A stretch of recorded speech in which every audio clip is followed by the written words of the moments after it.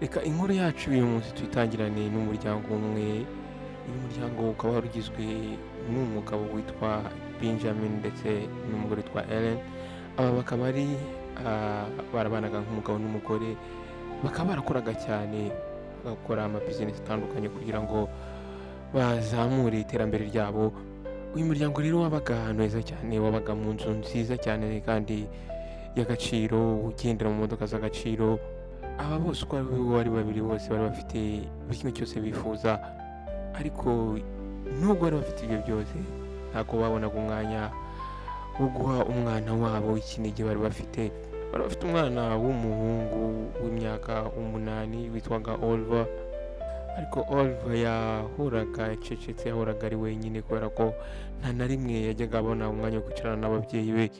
Aba babyeyi rero uko ari babiri bari focused ku kazi kabo, ku mabizinesi yabo, birengagiza yuko bagomba no guha umwana wabo w'umuhungu. Mu gitondo babyukaga buri umwe wese yitegura ajya mu kazi, bagasigira wa mwana wa Olive, bakamusigira abakozi bo mu rugo. Rimwe na rimwe iyo babaga bafite akazi kenshi cyangwa se bagiye gukorera hanze, bakunda gufata uno mwana wabo w'umuhungu Olive bakamujyana kwa nyirakuru, akaba ariho asigara. Uyu mubyeyi rero, uyu mukecuru akaba yarabaga nawe mu nzu ye, inzu nziza cyane, nini cyane. Umubyeyi nawe akaba yari afite agafaranga ndetse yari yifashije muri makeya. Uyu mugore Ellen rero akaba yari amaze hafi imyaka 30 ari umusingle mother, aho umugabo we yari yaritabye Imana, nyuma ntiyashaka undi mugabo, aguma ari wenyine hafi imyaka 30 yose. Nuko Oliver rero uko yakundaga kuza hano muri urugo rw'uyu mukecuru, yatangiye kubona yuko hari ibintu bidasanzwe kuri uyu mukecuru ari we nyirakuru. Igihe cyose ababyeyi be bamubwiraga ngo ajye gusigara k'uyu mukecuru James, yarangaga, yakundaga kwanga, ariko bakabimuhatiriza. Akababwira ati ngiye ntabwo nshaka kujya hariya, ese ntabwo mwandika nkaguma aha ngaha nkagumana n'abakozi? Ariko ababyeyi be nta kindi kintu bamusubizaga, baramubwiraga bati nyogokuru wawe aragukunda, genda usigarane nawe n'uzakwitaho. Nuko rero ubwo uyu mwana yatangiye kujya ajya kwa nyirakuru yatangiye kujya amufata neza, akamutekera, akamukorera buri kimwe cyose nka nyogokuru wawe yagukorera. Ariko nyuma y'ibyo byose uno mukecuru noneho yanse ko ya ndoro yamuroraga nka nyirakuru igahinduka, agatangira noneho kumufata bisanzwe bitandukanye. Ibyo bikaba byaratumye n'umwana Oliver atangira kugira ubwoba, atangira kumva adatekanye. Ntabwo yari azi uburyo yasobanura ibi bintu n'umwana ko yari akiri mutoya, ariko hari ikintu kitagendaga hagati ye n'uyu mukecuru. Uyu mukecuru yakundaga gufata uno mwana akamuhobera, akamwegereza, akamusoma, atari kumusoma bimwe byo gusoma umwana wawe, ahubwo amusoma ubona yuko amusoma na santima. Umwana ntabwo yigeze amenya uburyo bwo kubwira ababyeyi be ibiri kumubaho. Igihe cyose babaga baje kumufata kugira ngo bamusubize mu rugo bavuye mu ngendo zabo, babaga bananiwe, ntabwo bamuhaga umwanya ngo bamuganirize. Ariko iyo bageraga mu rugo, umwana yarababwiraga ati njye ntabwo nkunda gusigara kwa grandmother, ariko ababyeyi bakatamubwira ati ibyo bintu byibagirwe, ugomba gusigarana na nyogokuru wawe. Baramubwiraga bati Oliver, ibyo dukora byose tubikorera wowe, nawe rero ugomba kuba umuhungu mwiza. Oliver yarabizi neza yuko ababyeyi be bamukunda, ariko ntabwo bigeze bagira umwanya ngo bamwumve nawe bumve icyo ashaka kubabwira.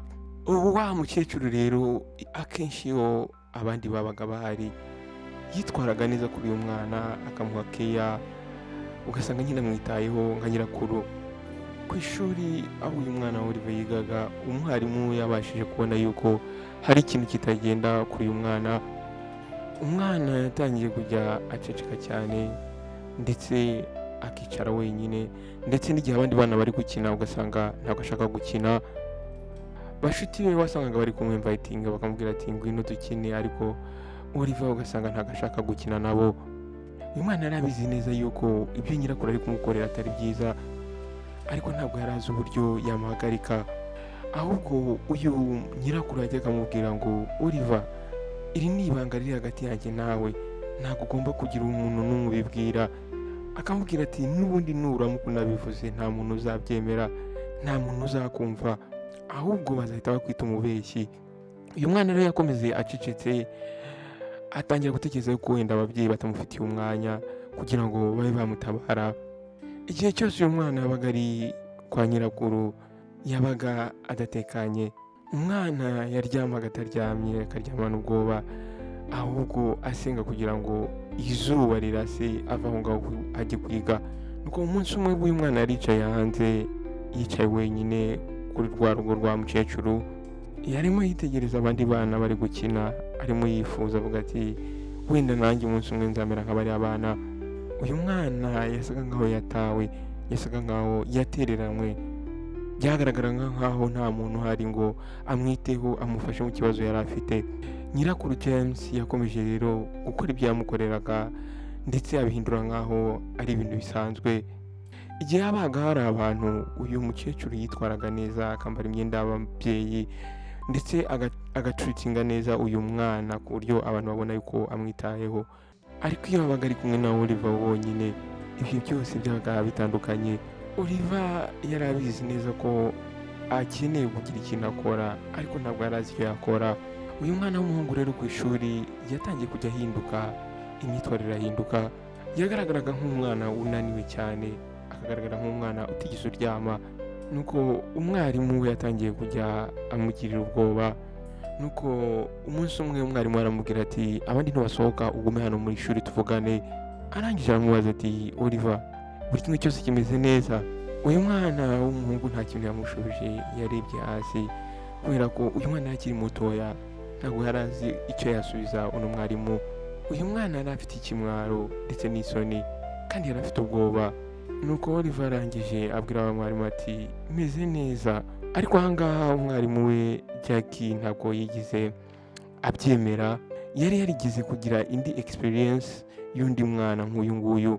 Uyu mwarimu rero yari abizi neza ko hari ikintu kitagenda neza kuri uyu mwana, ariko mbere y'uko uyu mwana Oliver ataragira ikintu na kimwe avuga, nta kuntu uyu mwarimu yari kumufasha. Ngo rero umwarimu yaramuretse aragenda, yizeye ko wenda umunsi umwe azamubwira ikibazo afite. Icyo gihe rero Oliver yakomeje acecetse, ntabwo yigeze avuga ibiri kumubaho. Ababyeyi mu rugo, ababyeyi ntabwo bigeze babona yuko uyu mwana yahindutse. Wasangaga bari kwirukanka bakora ibyabo, bategura amabizinesi yabo, ndetse uyu mwana iyo yabegeraga kugira ngo abashe kubabwira cyangwa baganirize, bamubwiraga yuko bari bize bahuze. Baramubwiraga bati Oliver, oya uyu munsi ntabwo turi buvugane, reka tuzavugana ubutaha. Ariko ubwo butaha ntabwo bwageraga. Nuko ijoro rimwe ubwo uyu mwana yari aryamye mu rugo kwa nyirakuru, Oliver ahangaha noneho ntabwo yashoboraga kubyihanganira. Oliver yaguye mu mutego. Umwana yagerageje kwirukanka ngo ave muri icyo cyumba yirukanka, ariko se yari kujya hehe? Nta muntu n'umwe wari aho ngaho kumutabara. Ababyeyi be ntabwo bari bari hafi ye, kandi nyirakuru nawe ibyo yamukoreraga yakoraga ibishoboka byose kugira ngo bigume ari ibanga. Nuko nyirakuru akamubwira ati Oliver ntabwo ugomba kubwira ibi bintu buri umwe wese. Nuko nyirakuru akamubwira ati nuramuka ubivuze nta muntu n'umwe uzabyizera, iri ni ibanga rigomba kuguma hagati yanjye nawe. Nuko Oliver yumvaga aya magambo, byatumye uyu mwana abura icyizere, ati icyizere. Nuko umunsi wakurikiyeho ku ishuri yicaye wenyine, nuko abashuti be batangira kubona yuko uyu mwana afite ikibazo. Nuko abana baramubwira bati Oliver ntabwo ushaka gukina natwe? Umwe mu bana b'abahungu barimo bakina niko yamubajije, ariko Oliver ahangaha yajunguje umutwe, ntabwo yumvaga ashaka gukina. Nuko umwana umwe w'umukobwa witwa Grace, inshuti ye, yaraje amwicara iruhande. Arangije aramubwira ati Oliver, noneho usigaye ugaragara nk'umuntu ubabaye buri gihe. Nuko umwana w'umukobwa arangije aramubaza ati ese umeze neza? Nuko Oliver yashakaga kumubwira ukuri, ariko ntabwo yabashaga gukura amagambo akomeye mu kanwa ke. Uyu mwana ntabwo yari azi uburyo yasobanura ibiri kumubaho. Ubwo rero uyu mwana yahise aceceka, aramwihorera. Arangije aramubwira ati meze neza. Nuko umugoroba umwe ubwo Oliver yaragiye kuryama ari kwa nyirakuru, nuko nyirakuru arangije amusanga mu cyumba. Nuko akisanga mu cyumba arangije atangira kumukoraho. Oliver umutima we utangira gutera cyane, yari azi ikigiye gukurikiraho kandi yarabyangaga uno mwana. Umubiri we wahise utangira kuzuramo ubwoba, ariko ntabwo yari azi ukuntu yahagarika uno mukecuru. uyu mwana yabaye nk'aho yatawe, yajugunywe, yatereranwe, nta muntu n'umwe ku isi ushobora kumufasha. Nuko uyu mukecuru arangije aramwegera amukoraho, aramubwira ati uwo muhungu mwiza Oliver ibyo ngibyo yabikoraga arimo yicara ku buriri bw'uyu mwana. Nuko uyu mukecuru arangije aramubwira ati ujye ubyibuka, iri ni ibanga riri hagati yanjye nawe. Nuko uyu mukecuru arangije aramubwira ati ngaho kuramo imyenda wambaye. Nuko aka kanya uyu mwana umutima atangiye gutera cyane. Ahangaha noneho nyirakuru yaragiye noneho kurengera. Ubusanzwe yajyaga amusoma akamukaresa, ariko ubu noneho arashaka kuryamana nawe. Nuko Oliver arangije atangira kurira, atangira kubwira nyirakuru ati mbabarira, ntabwo ibi ngibi mbishaka. Aramubwira ati ntabwo ibi ngibi mbikunda. Nuko nyirakuru arangije atangira kumubwira nabi. Nuko nyirakuru arangije atangira kumubwira nabi, aramubwira ati kuramo imyenda vuba cyangwa se nyikuriremo. Nuko umwana yatangiye kurira cyane aho ngaho ku buriri, ariko nyirakuru ntabwo yari abyitayeho. Nuko uyu mukecuru arangije gukora ibyo yashakaga gukora, arangije aramubwira ati nta muntu n'umwe ugomba kubibwira, ndetse nunabivuga nta muntu n'umwe uzakwizera, icyiza rero ni uko wakwicecekera. Nuko umukecuru arangije ahita ava aho ngaho mu cyumba. Nuko uko iminsi yagiye ihita, Oliver noneho agahinda katangiye kuba kenshi mu maso ye. Ntabwo yajyaga avugana n'umuntu n'umwe ku ishuri, ndetse n'umwarimu yatangiye kubona yuko ibintu biri kugenda bikomera. Uyu mwarimu yashakaga gufasha uno mwana, ariko ntabwo Oliver yashakaga kumubwira ikiri kujya mbere. Nuko umugoroba umwe umwarimu Jackie arangije yitegereza uno mwana w'umuhungu Oliver. Uyu mwana ntabwo yari ari gukina n'abandi nk'uko yakinaga nabo, ahubwo yicaraga wenyine. Nuko uyu mwarimu yatangiye kubona yuko hari ikintu agomba gukora, ariko nta kimenyetso na kimwe yari afite, ndetse nta kintu Oliver yashakaga kumubwira. Ahangaha byari bikomeye ko uyu mwarimu yagira ikintu afasha uno mwana. Oliver yari ameze nk'aho ari kugenda agwa mu mwijima. Buri gihe cyose uko yatekerezaga kuba yavuga ibimubaho, amagambo ya nyirakuru ndetse n'uburyo yabaga amukanga amubwira ati ntuzagire umuntu n'umwe ubibwira, byahitaga bitangira kuza mu mutwe we. Agatangira kumva neza nyirakuru arimo amubwira ati iri ni ibanga riri hagati yanjye nawe, rigomba rero kuguma hagati yanjye nawe. Uyu mwana ntabwo yumvaga yabika mu by'ukuri ibintu biri kumubaho, ariko yari afite ubwoba byo kubivuga. Ese aramutse abivuze ntagire umuntu n'umwe ubyizera? Ese aramutse abivuze ababyeyi be bagahita batangira kumurakarira bakamubwira nabi, bakavuga ko ari guteza ibibazo mu muryango? Nuko uyu mwana yahisemo kubwira ababyeyi be, arababwira ati njyewe sinshaka gusubira kwa nyogokuru. Ariko ababyeyi be ntabwo bigize babifata nk'aho ari ibintu biri seriye, ahubwo baramubwiraga bati nyogokuru wawe aragukunda, wakagombye gushimira Imana kuba ufite nyogokuru wawe mu buzima bwawe. Ariko Oliver ahangaha umutima we wari uremerewe n'ibanga yari abitse. Uyu mwana ntabwo yari azi ese iri banga azaribika kugeza ryari. Buri joro ryose ryabaga ryuzuyemo ubwoba ndetse n'umubabaro. Nuko umunsi umwe rero ari mu gitondo ubwo yari ari ku ishuri, Oliver ahangaha n'ubundi yari ananiwe, afite agahinda. Uyu mwana afite agahinda kenshi cyane kuba yaratereranywe, aho yari abitse ibanga rikomeye, aho yari arimo ahohoterwa, ariko nta muntu n'umwe wari uhari kumutabara. Uyu mwana yari yagerageje kenshi kubwira ababyeyi be yuko adashaka gusubira kwa nyirakuru, ariko ntabwo bigeze bamubaza impamvu, ahubwo bahoraga bamuhatiriza ko agomba gukunda nyirakuru ndetse agashimira ko amufite. Ariko uyu munsi muri iki gitondo hari ikintu cyabaye kidasanzwe. Ubwo Oliver arangaha mu ishuri, yagiye kubona umuntu udasanzwe arinjiye. Yari umugore muremure cyane kandi ufite inseko, ubona yuko ari inseko y'urukundo. Uyu mugore wabonaga areba nk'umuntu mwiza, nk'umuntu ufite umutima mwiza, ndetse yarinjiye abandi bana batangira kuba excited, batangira kumwakira, baramwishimira. Nuko Oliver arangije abaza mugenzi we, aramubaza ati se uriya ninde? Arahanga kugira ngo atuganirize ibintu by'ingenzi. Ntabwo Oliver yigize abitekerezaho cyane, yarakomeje aricecekera, ahubwo umutwe wari wuzuyemo ubwoba bwinshi cyane, atekereza ese nongera gusubira kwa nyirakuru bizagenda gute? Ariko ubwo uyu mugore yatangiraga kuvuga ahangaha, hari ikintu kidasanzwe cyatangiye kuba mu mubiri w'uyu mwana Oliver. Nuko wa mubyeyi aratangira ati mwaramutse neza abana. nuko arangira arababwira ati izina ryanjye nitwa Eda, ndi hano kugira ngo mvugane namwe ikintu cy'ingenzi cyane, ndashaka mbaganirize ku byerekeranye n'umutekano wanyu. Yaba ati murabizi yuko buri mwana wese akwiriye kuba ari safe, atekanye kandi yishimye.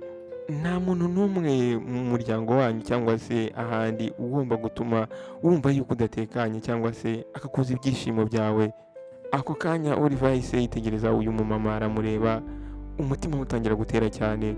Nuko uyu mubyeyi yarakomeje aravuga aganiriza abana, atangira kuvuga uburyo abantu bamwe na bamwe hari ukuntu bahogotera abana bakabakoresha ibintu bitari ngombwa ko bakabakoresheje.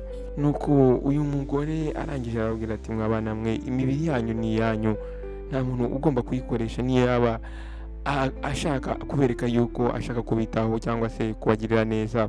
Uyu mumama arangije arababwira ati nta muntu n'umwe ufite uburenganzira bwo gukora imibiri yanyu. Nuko umubyeyi arangije abwira aba bana ati nimba hari umuntu ujya gukora ukumva urababaye cyangwa se ukumva ufite ubwoba cyangwa ukumva nta mutekano ufite, arababwira ati wakagombye guhita ubibwira ababyeyi bawe cyangwa ukabibwira umuntu ukurera cyangwa se ukabibwira umwarimu cyangwa ukabwira undi muntu hano ku ishuri. Turi hano kugira ngo tubafashe, ntabwo mugomba kubika ibyo bintu nk'amabanga. Nuko iryo jambo secret, iryo jambo ibanga byatumye Oliver ahita ahinduka. Nuko atangira kwibuka ya majwi ya nyirakuru mu mutwe we amubwira ngo ibi bintu bigomba kuguma hagati yanjye nawe, nta muntu ugomba kubimenya. Kuva kera Oliver yumvaga koko ibi bintu agomba kubibika nk'ibanga, ariko ubu ngubu habonetse umuntu umubwira yuko, umwumvisha yuko nta mpamvu zo kubika ibintu nk'ibyo ngibyo nk'ibanga. Nuko wa mumama arangije arakomeza aravuga ati nimba ufite ubwoba bwo kuvuga ukumva ko nuramukuvuze nta muntu uri bugufashe, twebwe turi hano kukwizera, ibyo uravuga turi bubyizere, turaza kukumva kandi tuzakurinda. Nuko Oliver ahangaha yatangiye guhumeka cyane, ahangaha yari afite ubwoba bwinshi cyane, yari afite amayobera, ntabwo yari yiyumvisha uburyo ari butangire kuvuga inkuru y'ibyamubayeho. Uyu mugore rero ubwo yarangizaga ikiganiro amaze kuganiriza abantu bana, arangije ababaza nimba hari ikibazo bafite cyangwa se nimba hari urimo ushaka kuganira nawe wenyine bari babiri. Abana bamwe bateye urutoki babaza ibibazo bijyanye no kuba bagira umutekano wabo, ariko ahangaha Oliver yaracecetse, umutima we wari uri gutera cyane mu gituza cye. Nuko ubwo rero inzogera rivuze gusohoka mu ishuri, Oliver yasigaye aho ngaho yicaye ari kureba bagenzi be uburyo bari gusohoka bajya gukina. Yari ameze nk'aho hari ikintu kiri muri we, kiri mu mutima we, kiri kumupushinga. Igice kimwe muri we yumvaga yaceceka ibi bintu akabigira ibanga, ariko ikindi gice uyu mwana yashakaga kuvuga ibi bintu amaranye igihe kirekire. Yumvaga umutima umwe umubwira uti wenda cyaba ari igihe cyo kugira ngo uvuge. Nuko muri ako kanya umwarimu we yaramwegereje, nuko muri ako kanya umwarimu yahise amwegera. Nuko arangije aramubaza ati Oliver, urashaka kuvuga? Oliver ahangaha yabanje kwanga, ahangaha yatangiye gutitira ndetse n'intoki ze zitangira gutitira. Ntabwo uyu mwana yari azi ukuntu yatangira ibi bintu. Ese naramuka bivuze ntagire umuntu ubyizera? Ese nyirakuru namenye yuko yabivuze biragenda gute? Ariko aha nabwo yari arimo yibuka amagambo wa mugore wari kubaganiza yababwiye. Yari yabwiye ati turaza kubizera nimuvuga. Nuko uyu mwana yahise afata umwanzuro wo kuvuga. Nuko arangije abwira uyu mwarimu ati njye ntabwo nkunda kujya kwa nyogokuru. Nuko uyu mwarimu arangije amwicara iruhande yitonze aramwitegereza, arangije aramubaza ati mwana muto, ni ukubera iki udakunda kujya kwa nyogokuru wawe? Ese haba hari ikintu kiba iyo ugiye gishobora gutuma wumva ufite ubwoba cyangwa se ukumva utisanzuye? Nuko uyu mwana Oliver amaso yatangira kuzengama amarira. Hari ibintu byinshi cyane uyu mwana yari abitse muri we, kandi nta muntu n'umwe washobora kuba yabyumva. Ariko ahangaha imbere y'umwarimu we yari ameze nk'aho ibanga none riremereye atakibashije kuribika. Yumvaga agomba kubivuga ati ni nyogokuru arankorakora cyane kandi akankorakora mu buryo budasanzwe, aransoma, noneho yarangiza akambwira ngo ni ibanga rikomeye ntabwo ngomba kurivuga. ahangaha uyu mwarimu yahise asesa urumeza, yahise nawe agira ubwoba ariko arikaruma.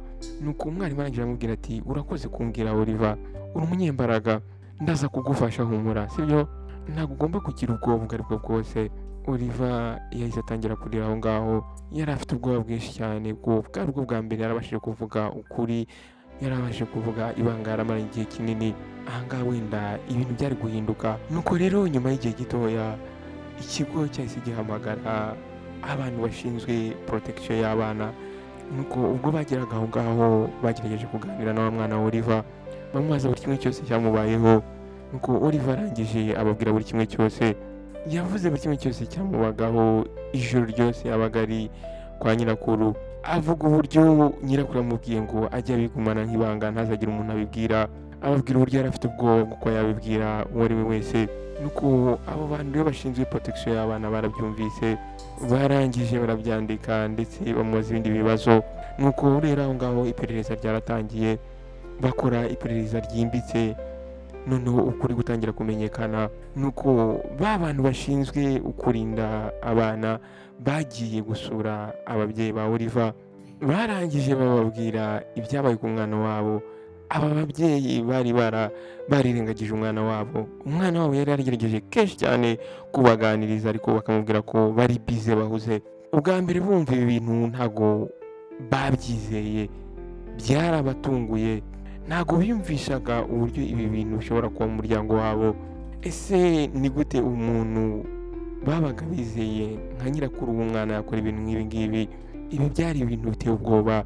Ariko ubwo abadogiteri bafataga uno mwana bakamukorera ibizamini, bahise basanga yuko uyu mwana yagiye akoreshwa imibonano mpuzabitsina ku ngufu.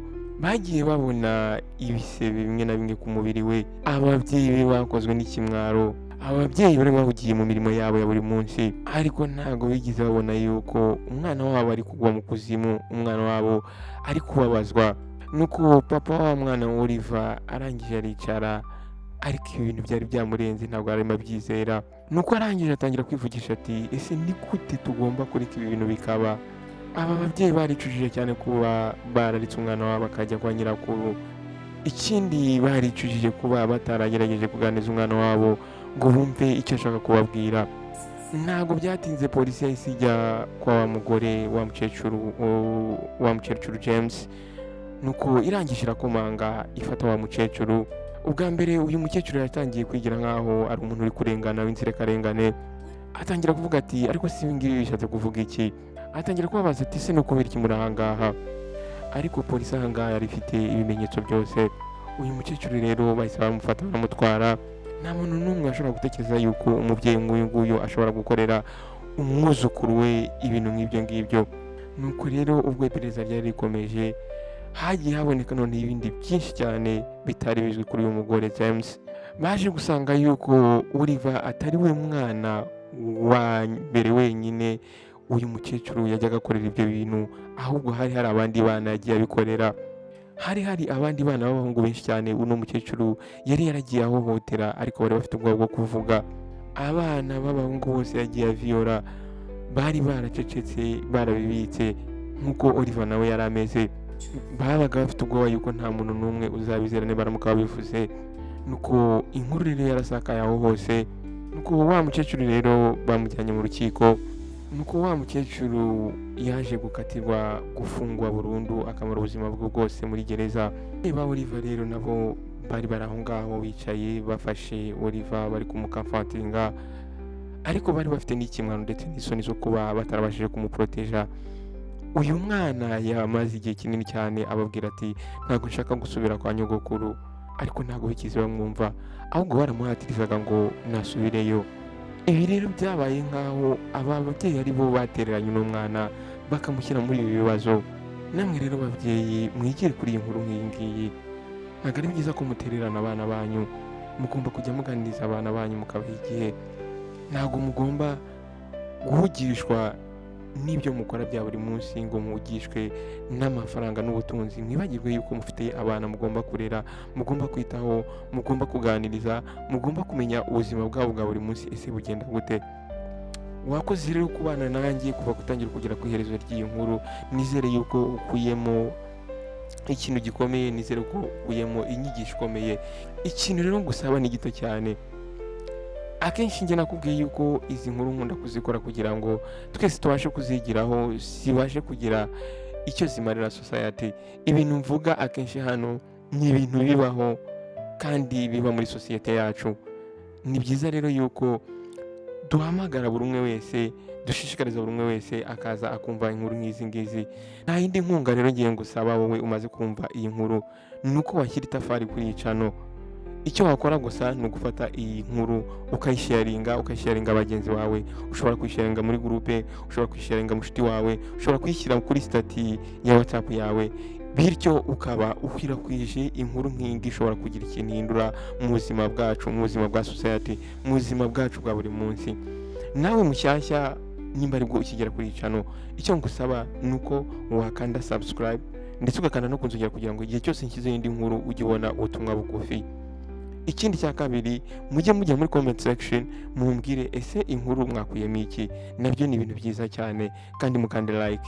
Wakoze rero guhitamo Behind World Show. Nawe ndabakunda cyane. Ciao ciao.